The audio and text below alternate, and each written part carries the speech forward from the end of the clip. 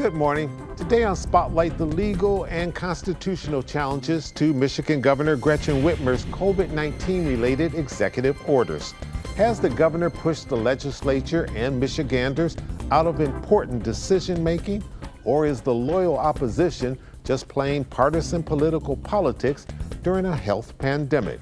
We'll ask Republican Congressman Paul Mitchell, leader of a petition drive, and Michigan House Democratic leader Christine Greig. And later on our Sunday morning program, two Michigan perspectives on Memorial Day. Retired Major General Robert Smith III and historian Robert Myers. I'm Chuck Stokes, and this is Spotlight.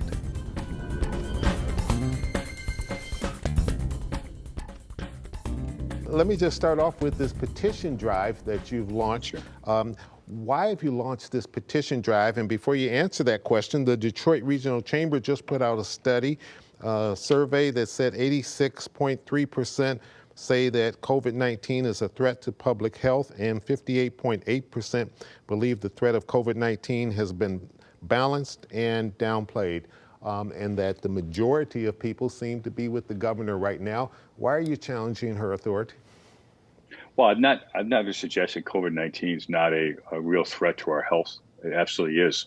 How we manage it is the question. How we manage it for the majority of people, as well as those that are at highest risk of getting COVID-19. I'm concerned that the power that is allowed currently by law with any governor, Republican or Democrat, to decide what an emergency is, decide what they do about the emergency, how long they declare an emergency, is not what was intended by our Constitution. We were not designed to have one person solely take power, retain power for whatever purpose they want. I believe we have a public health challenge now that's going to be a multi-year challenge, which means we have to let businesses take care of their customers, their employees, people be smart in their communities so that, in fact, we can move forward and not further cripple our economy. 22% unemployment in the state of Michigan. We can't sustain this long-term, Chuck.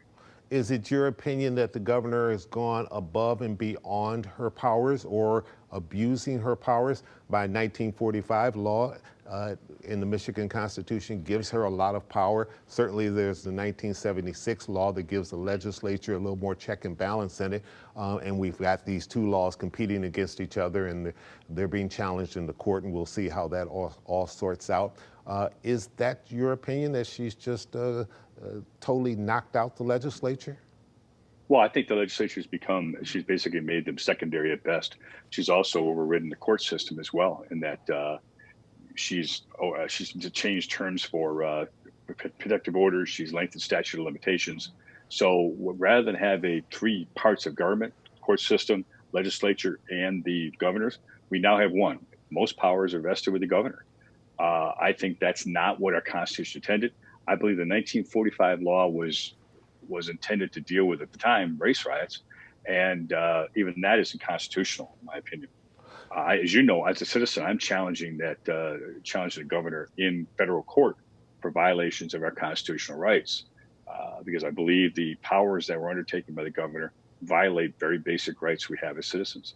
You've challenged Republican governors as well. You took on Governor Rick Snyder, and I imagine you weren't the most popular person in the Republican Party at the time you did it. But no, you did I'm sure not. But you did it and you won. Do you see yourself as sort of a Don Quixote in all this? That was 5 years ago, Prop 1, and you're right. I felt that was so wrong. People were being misled what the purpose was, how the money was going to be utilized, that I was offended by it. And not surprisingly, 80% of the voters were offended by it too. I think if something is fundamentally wrong, people have to stand up and say it's wrong and be willing to put themselves out there to fix the problem. I don't care if it's Republican or Democrat. This isn't a partisan issue. I think you have to get, something like 340,000 signatures? We haven't initiated signatures yet. The reason we haven't, Chuck, is we have to wait for court decisions. If we do language and go through the whole process of getting signatures, and then court decisions change what we need to do, then we got to start all over again, it's a lot of work to do to restart. So we're going to wait on that. We're gathering a set of co-chairs, people that will help do this, so we can start that process. But we need some time with this court process that's going on to decide what the language needs to be. One thing is clear, repealing the 1945 law has to happen. I believe we also need to make some changes in the 76 law to tighten that up, so that, in fact, the legislature and the governor must work together to deal with emergencies and not have this be one person unilaterally making decisions that affect all of us in this state, which are pretty extraordinary. How many different conversations, or have you had many conversations with the Speaker of the House, Lee Chatfield, and the leader of the Michigan Senate, Mr. Shirkey, in regards to all this? I spoke with Mike Shirkey yesterday, primarily about this petition drive and what we're trying to do and whether we work together on that or not.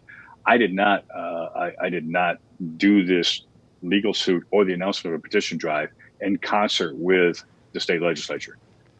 This isn't some concerted, Republican move against the governor. I believe the governor has to respond to our suit by June 5th.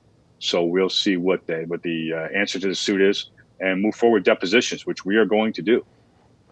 If you get the legal green light on all of this and the petition drive kicks into high gear, how are you going to get those signatures in COVID-19 and social distancing? I think there's a variety of ways to do that. Part of it is you can do it through a mail program with people. You can get volunteers. So I think there's ways to achieve what you're talking about. And Chuck, you'll note, and you were around, we talked about it. There were people that didn't think that on Proposal 1 we could overcome the momentum on Proposal 1. The proponents of Proposal 1 spent $10 million to pass that, to try to really just overwhelm us with TV ads, and they lost miserably. I believe that the citizens, when they see something does not make sense, they will weigh in to solve a problem. We simply have to give them the means to do that. Are you thinking about running for governor down the line? Well, based on that mindset, they would have thought I would have run for governor after Rick Snyder when I proposed Proposal 1, right, Chuck? I've not done anything with some plan to what's the next step. I had a 35-year career in the private sector. I've spent an interesting, amazing 4 years in Congress. Tumultuous some days, trust me.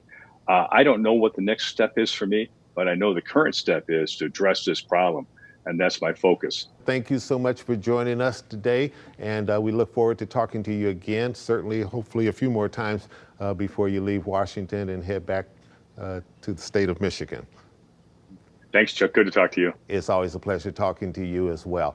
And when we come back, we'll talk to a Democratic leader in the Michigan legislature and see exactly how she feels about these attempts to challenge the governor's power and authority. We'll be right back. Stay with us.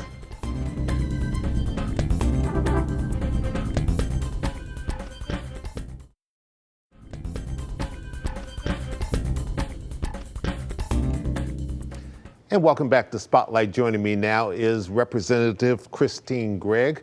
She represents the Farmington Hills area, the 37th Michigan District. Welcome to Spotlight. Well, thanks, Chuck. Glad to be back. A recent survey came out from the Detroit Regional Chamber, and although the majority of people believe that the governor is doing this about right now, we certainly have other figures that are important here as well. Something like 60.7% of strong Republican voters believe the economic damage is worse than the illness, and that the governor is moving much too slow in reopening the state of Michigan. Your thoughts about this and all these legal challenges? Well, again, if you look at the polls, 63.7% of Michiganders across the state, approve of what the governor is doing. And, it comes down to looking at this primarily as a health crisis and public health and using that as the top priority. But I think she's doing a good job balancing fiscal health as well as public health. So it's not an easy thing. We've never seen anything like this in our lifetime. So her decisive action actually did help mitigate the spread. If I'm hearing you right, you're saying that she didn't necessarily usurp and abuse her power. It's that some of your colleagues didn't use the power that they had in this pandemic. Is that correct?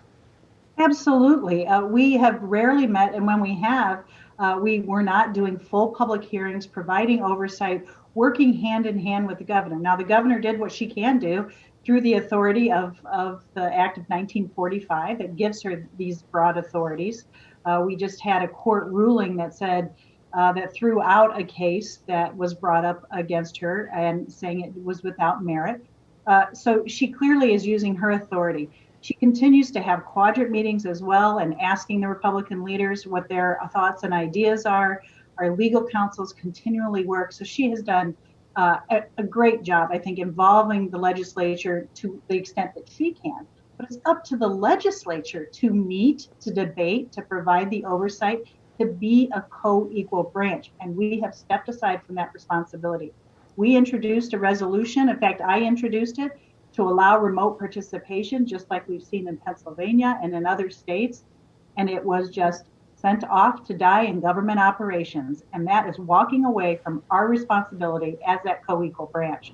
So I have very little sympathy of wasting taxpayer dollars taking the governor to court over her authority when we haven't even used our authority to the full extent. But the 76 law gives you and the legislature a little bit more check and balance authority. How concerned are you that you are not maybe using that? So the 76 law, when that was actually passed, or the provision was passed, it specifically mentioned that it did not impede the authority under the 45 law too. So the legislature itself gave those powers and authority to the governor.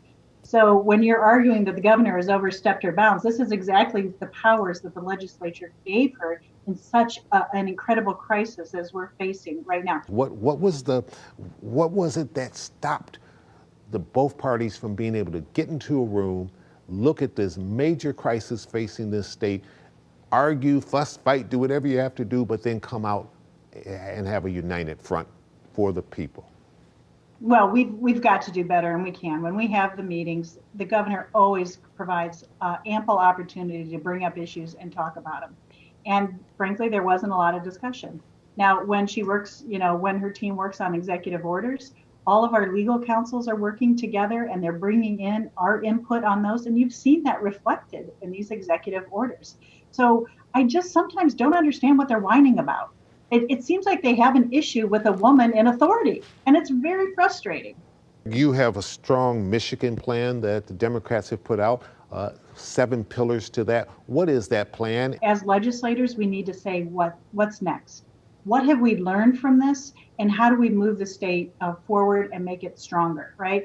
So what we've learned is that people really do need access to health care. We need to expand Healthy Michigan to make sure that everyone has access. What has happened in this pandemic, it's just ripped open and exposed these gaps in our infrastructures, whether it's healthcare infrastructure, social infrastructure, our education system, our technology infrastructure. We need to connect the dots and make sure that we have a stronger Michigan for everyone. We need to make sure that people have healthcare. We need to make sure we have clean water. We need to close the digital divide in education. We have to make sure that our democracy remains strong in the threat of emergencies like this. And we've put together dozens and dozens of policy proposals that are embraced across the aisle to make sure that we move this forward. Now, we are facing some pretty tough numbers when it comes to the deficit. But you know what? This is also, to the budget. This is also our opportunity to rethink and reimagine Michigan too. We need to be a partner with our congressional delegation and with the president. We need to make sure that we get additional funding for the federal government.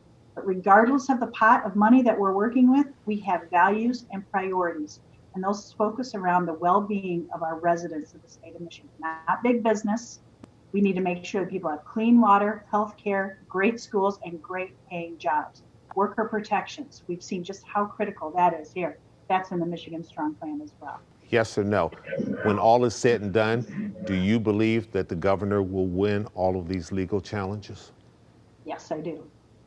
And what about the petition drive? Do you believe that that's something, a real threat, and will go forward?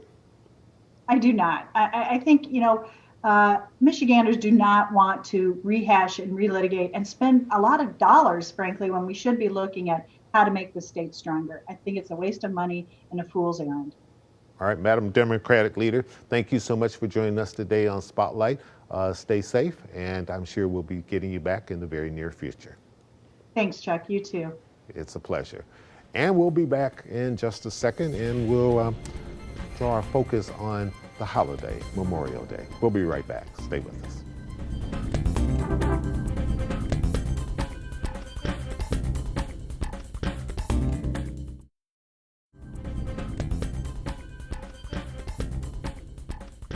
And welcome back to Spotlight as we get ready to celebrate Memorial Day. And today we're going to have 2 interesting Michigan perspectives on this holiday. Joining me is Major General Robert W. Smith III, retired, He's president of the Military and Veterans Hall of Honor, and Robert Myers, Director of Education for the Historical Society of Michigan, based in the city of Lansing.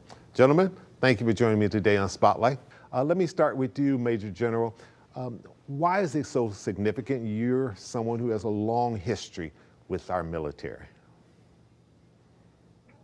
It's so significant to us because technically Memorial Day, which used to be Decoration Day until 1967, is really the day we honor the men and women who gave up their lives while serving in the military. Whereas Veterans Day says thank you for all those who have served in the military.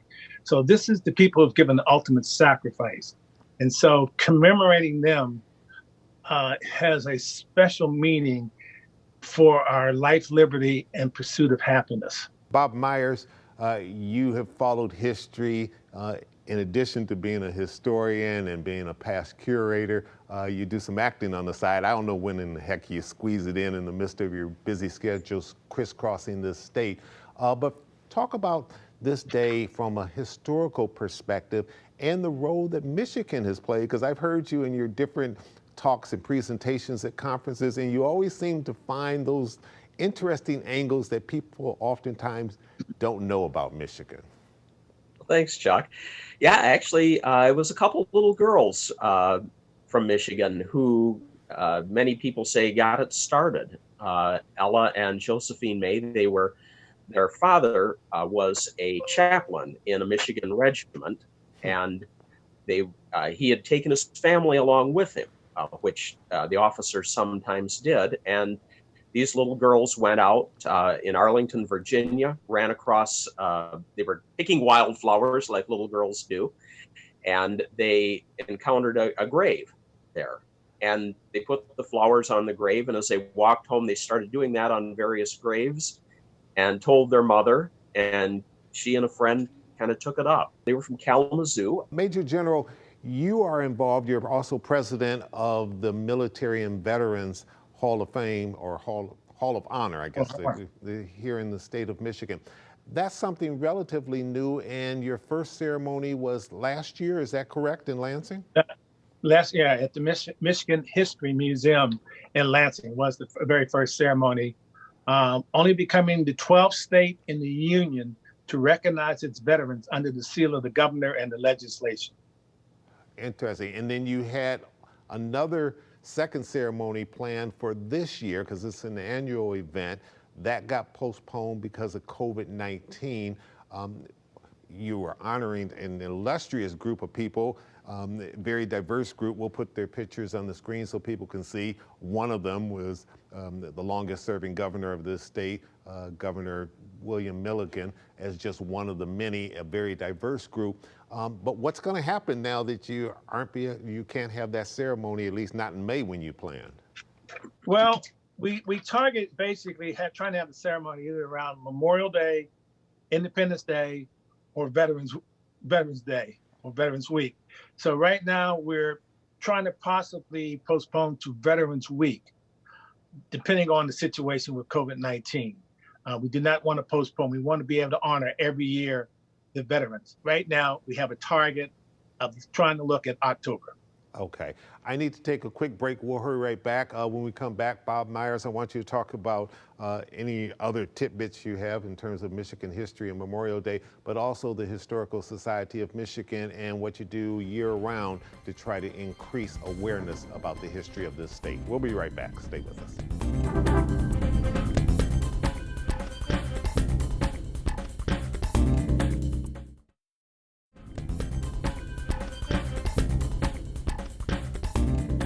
Welcome back.